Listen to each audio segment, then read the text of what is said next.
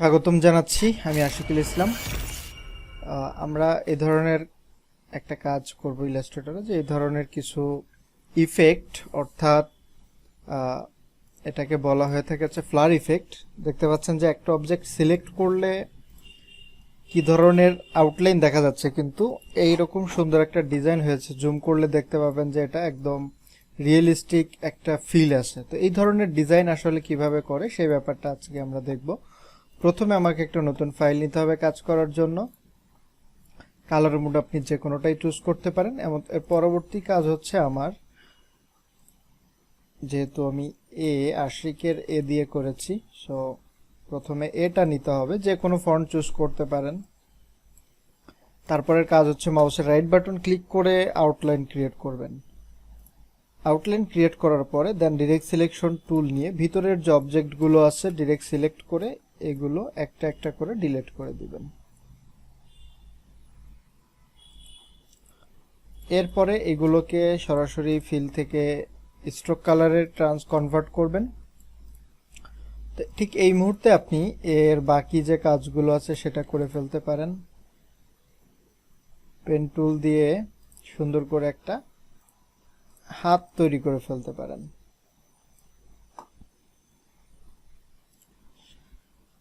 এটা হচ্ছে বেসিক্যালি আমাদের প্রধান কিছু কাজ শেষ হয়ে গেল। এবার এটাকে আনগ্রুপ অবস্থায় রয়েছে, আনগ্রুপ করে ফেললাম।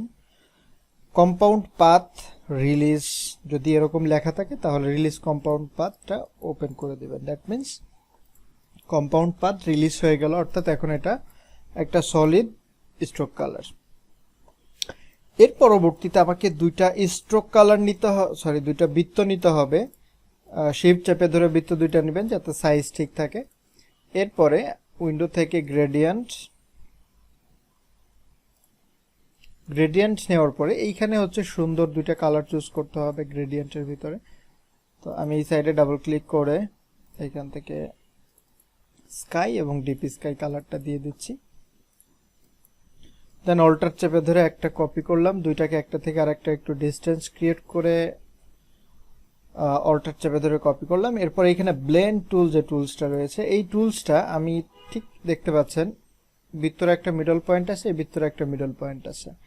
এই মাঝখানের পয়েন্ট থেকে এই মাঝখানের পয়েন্টে আমি যখন এইভাবে ধরে ড্র্যাগ করে টান দিব, অনেক সময় এটা হয়তো দেরি হয় বা সঠিক জায়গায় চাপ না লাগার ফলে এরকমটা হতে পারে। যেমন দেখতে পাচ্ছেন আমি একাধিকবার ট্রাই করার পরে হচ্ছে। তো এইবার এটা একটা প্রসিডিউর গেল। আর একটা প্রসিডিউরে আমরা এই কাজটা করতে পারি। আমি একটু কন্ট্রোল জেড দিয়ে দেখা যাচ্ছি। সে প্রসিডিউরটার জন্য দুইটাকে আপনার সিলেক্ট করতে হবে। অবজেক্ট থেকে ব্লেন্ড থেকে মেক।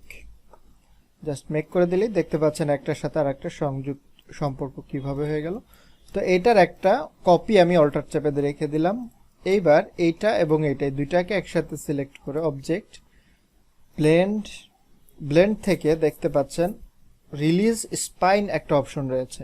যদি আপনাদের রিলিজ স্পাইন এই অপশনটা ওপেন না থাকে তাহলে বুঝতে হবে যে আপনি এটা কম্পাউন্ড পাথ থেকে রিলিজ করেননি। রিলিজ কম্পাউন্ড পাথ দিতে হবে। দেন রিপ্লেস স্পাইনে ক্লিক করেন। তো রিপ্লেস স্পাইনে ক্লিক করলে দেখতে পাচ্ছেন যে আমরা যে কাজটা করেছি সেই কাজটা এখানে, অর্থাৎ এটারই একটা ফিল এখানে চলে আসছে। তো এটাকে এখন আমরা কাজ করার জন্য যাব ইফেক্ট থেকে ডিসর্ট অ্যান্ড ট্রান্সফর্ম।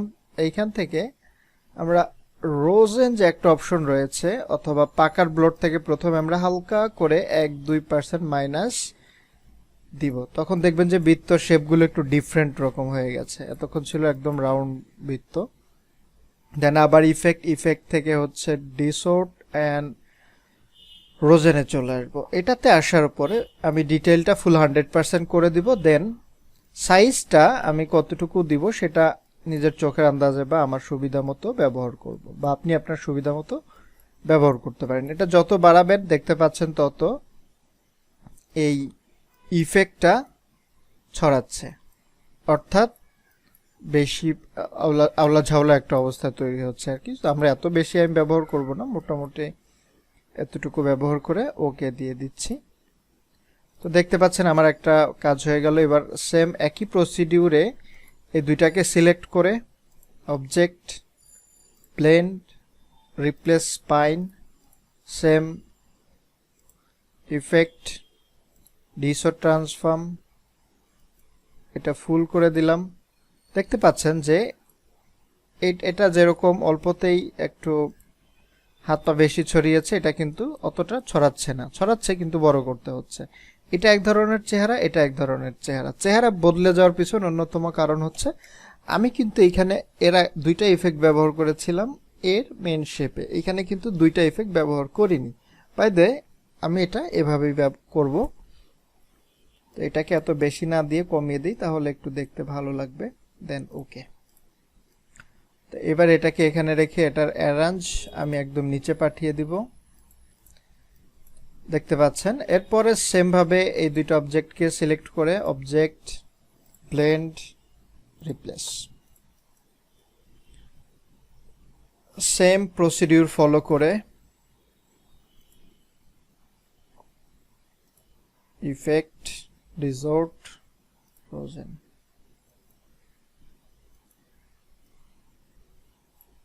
দেন ওকে। ধরে মাউসের রাইট বাটন ক্লিক করে ট্রান্সফর্ম, রিফ্লেক্ট, ভার্টিক্যালি একটা কপি করে দেন এটাকে এই সাইডে নিয়ে আসেন এবং এটার ঘুরিয়ে দেন, জাস্ট রোটেট করে দেন। অথবা বেটার হবে হচ্ছে যদি আবার রিফ্লেক্ট থেকে আপনি এটাকে হরিজন্টালি ঘুরিয়ে দেন, একটু রোটেট করে দেন এবার, এবং এই দুইটাকেই অ্যারেঞ্জ, সেন্ড টু ব্যাক। তাহলে দেখতে পাচ্ছেন মোটামুটি আমাদের আগের কাজটার মতো কাছাকাছি কিছু একটা হয়ে গেছে। এবার মাথার উপরে শিং আছে, চোখ আছে, শিং দেওয়ার জন্য আমি যে কাজটা করব, একটা বৃত্ত নিলাম, কন্ট্রোল সি, কন্ট্রোল এফ, ছোট করলাম, দুইটাকে একসাথে সিলেক্ট করে আবার ব্লেন্ড টুলটা নিয়ে এন্টার চাপ দেব। দেওয়ার পরে এখানে তিনটা অপশন রয়েছে, smooth colour, specified step, specified distance. Specified স্টেপে আমি 100 সংখ্যাটা দিয়ে ওকে ক্লিক করব। তারপরে আমি এই অবজেক্ট থেকে ব্লেন্ড অ্যাক্টিভ করব, মেক দিব। তখন দেখতে পাচ্ছেন এইখানের একটা ডিফারেন্ট শেপ আসছে। এমতো অবস্থায় আবার আমরা ইফেক্ট, রিসোর্ট, ফ্রোজেন এবং মোটামুটি এটাকে একটা স্মুথ পর্যায়ে নিয়ে ওকে করব। দেখতে পাচ্ছেন এটাকে আমি যদি বিভিন্ন শেপ দিতে পারি, বিভিন্ন ধরনের লুক দেখতে বিভিন্ন রকম দেখা যাবে। এটাকে আমি একটু ডিরেক্ট সিলেকশন টুল দিয়ে ধরে উপরের দিকে নিয়ে আসছি। দেন ডিরেক্ট সিলেকশন টুল দিয়ে যে কোনো এই যে একটা অ্যাঙ্কর, এই একটা অ্যাঙ্করকে একটু ধরে টান দিলাম, দেখেন এইখানের শেপটা চেঞ্জ হয়ে গেছে। শুধু তাই না, আমি যদি এইভাবে একটু এদেরকে টান দিই দুই সাইড থেকে, দেখেন শেপের একটা পরিবর্তন আসছে। তবে এটাকে আমরা যে গ্রেডিয়েন্ট মোডটা লিনিয়ার ছিল, এটাকে রিডায়াল করে দিলাম। তখন আমাদের এটা শেপটা চেঞ্জ হবে এবং এটাকে ধরে এটার নিচে আর একটু চ্যাপ্টা করে দিই।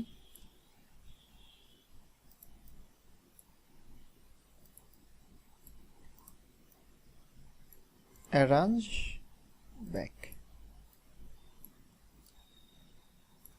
এটাকে রোটেট টুল দিয়ে বাঁকা করে দিচ্ছি। দেন রিফ্লেক্ট, ভার্টিক্যালি কপি।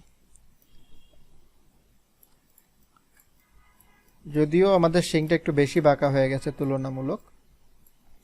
এরপরে একটা বৃত্ত নিতে হবে, আবারও শিফট চেপে ধরে।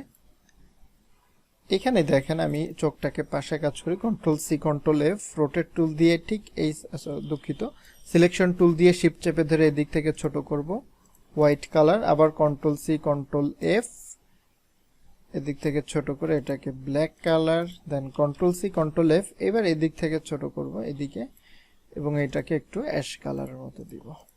দেন সবগুলোকে ধরে গ্রুপ এখানে বসান, ট্রান্সফর্ম, রিফ্লেক্ট, ভার্টিক্যালি কপি। দেখেন মোটামুটি আমার একটা শেপ তৈরি হয়ে গেল। আমি যদি এই শেপটাকে এখন ডিফারেন্ট কালার আরো দিতে চাই, এটাকে আপনি বড় করলে দেখবেন শেপের অবস্থার কিছুটা পরিবর্তন হবে।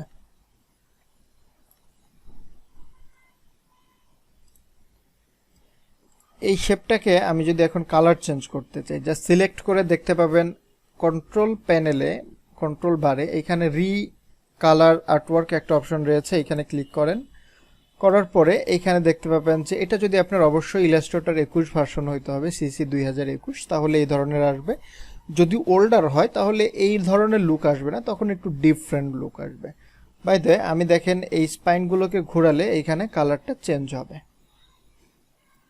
আমার যেই কালারটা দেখতে ভাল লাগে বা সুবিধা যেটা হয় সেই কালারটা আমি এখান থেকে চুজ করে জাস্ট বাইরে ক্লিক করলে আমার শেপ চেঞ্জ হয়ে যাবে। অনুরূপভাবে শুধু এইভাবে এই কালার মধ্যে সীমাবদ্ধ না, আপনি চাইলে একাধিক কালার এইভাবে তৈরি করতে পারবেন।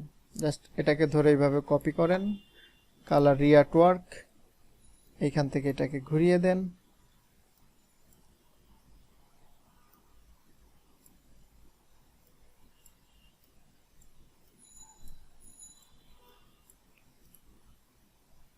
আপনার অনেক সময় কাজ করতে করতে সফটওয়্যার স্লো হয়ে যেতে পারে, কারণ এটা যেহেতু একটা ইফেক্ট, এই ইফেক্টগুলো একটু ভারী হয়ে থাকে, সেই জন্য আপনার কম্পিউটার স্লো হয়ে যেতে পারে। তো সেই ক্ষেত্রে আপনি সময় নিতে হবে।